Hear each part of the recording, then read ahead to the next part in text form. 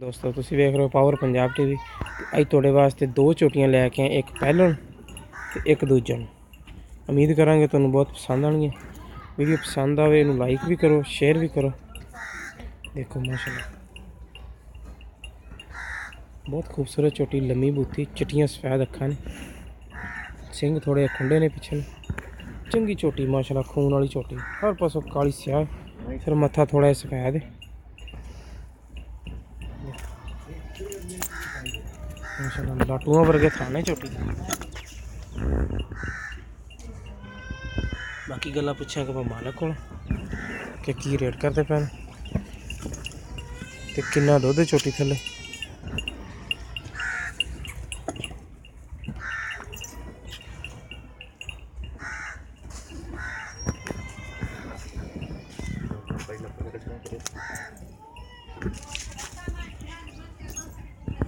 हर पास सुथरी थले चंगे चड्डे बाद छोटी को 60 न मारे। बच्चा खोल गया भाई, थोड़ी वीडियो डरती है इस करके। चंगे थाने चढ़ा, लाटुआ वर्गा थाने, चार इको या थाने, कोई पाई च फर्क नहीं, कोई किसी शायद फर्क नहीं।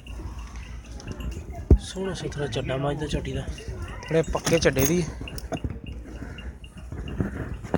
चंगी खून वाली छोटी है। कैमरे तो थोड़ा डरती इस करके थोड़ा पिछा नहीं पूरा दिखाऊंगी छोटी।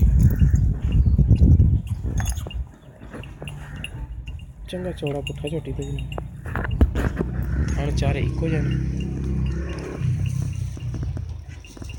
बहुत सुथरी छोटी माशाल्लाह, थाना की गल पूरी है। बच्चा इंदा थले कट्टी भी माशाल्लाह सुथरी मां तरह, डरदी भी पूरी, चिट्टी सफेद आखरी, मत्था थोड़ा सफेद है। तो इहदे नाल एक तुहानूं दिखाने दूसरे नंबर वाली छोटी, बिल्कुल काली स्याह मुश्की, काली स्याह मुश्की, चूर घूर सिंह ते प्योर रावी दी छोटी है। चंगा चौड़ा पुट्ठा छोटी तो माशाल्लाह, पिछों खड़े हो गए, अगों मझ नहीं देखती माशाल्लाह कितने है। चंगी बिरला तो थान ने छोटी दे, इको जो थान है, कोई भाई फर्क किसी शायद फर्क नहीं। छोटी खोल गई अभी, खुली खड़ी मनशा। चलो कोई नहीं, माड़ी टोर फेर के देख लेने वाले इस हिसाब से टुरन दे छोटे में।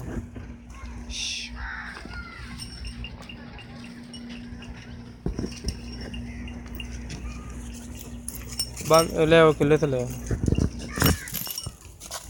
किले चलेगा उन्हें ही पिछाएंगे राजी में छोटे में। चाचा ने बाहर अंदर ही आंदी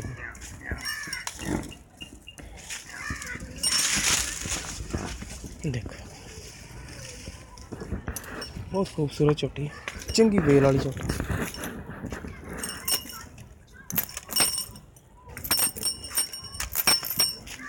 चंगे खून वाली छोटी माशाल्लाह, थोड़ी जी लक्की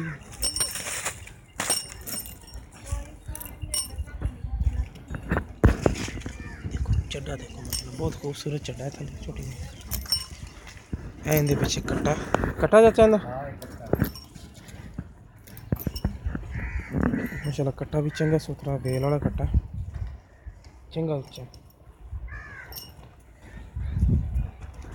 बाकी गल्लां पुछां मालका को की रेट करदे, किन्ना दुध करदी छोटी, पहले नंबर वाली दा ते दूजे नंबर वाली दा।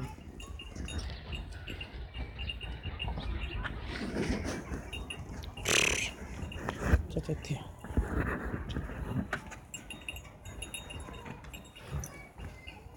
इधर पास। अस्सलाम वालेकुम। वालेकुम की नाम चाचा जी अपना? बाग अली। चाचा बाग अली जी पहले नंबर तो छोटी दिखाई वो किनवे सूबे है? वो पहले ने, वो पहले ने ते उहदे थले दुध किन्ना क्या?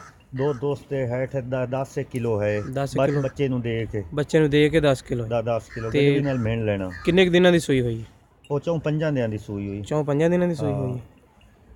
ते मुंह किदां तकरीबन वो? मुंह चौगी मुंह है अली तक, चौगी मुंह। हां चौगी सही माशाल्लाह, मुंह चौगी, 10 किलो दुध। उनकी प्यार बताली कीमत की है?